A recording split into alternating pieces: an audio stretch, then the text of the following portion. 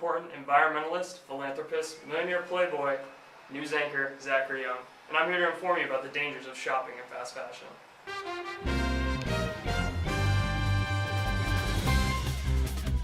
You may think that fast fashion is a creation of modern times, something that is a product of new innovations in technology and increasing globalization.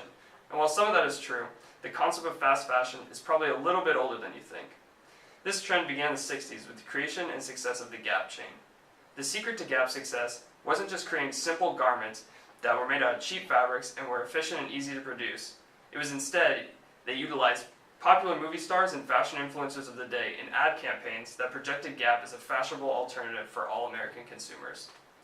When you ask someone today what companies embody fast fashion, they'll point out H&M, Zara, Uniqlo, Forever 21.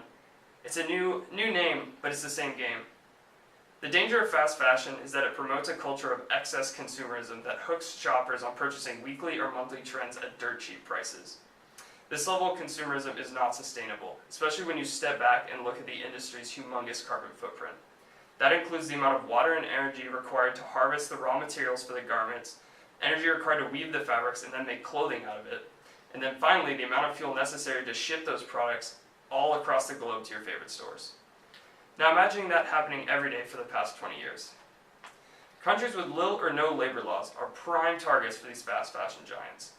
These are the same garment production destinations which have little infrastructure to deal with chemical byproducts of dyes and manufacturing.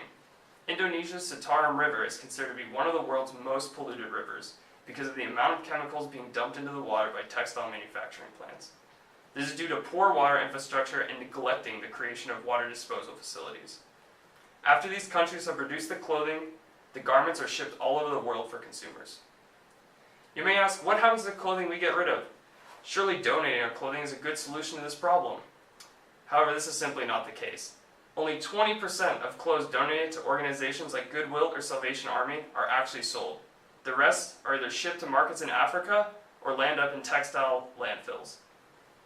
As a consumer, you have the most power in stopping the unsustainable practice of fast fashion. The most obvious solutions being to decrease the amount of times you shop, not getting suckered into buying a trend that'll last a week, and paying closer attention to the fiber content and construction of the garments you purchase. Thank you.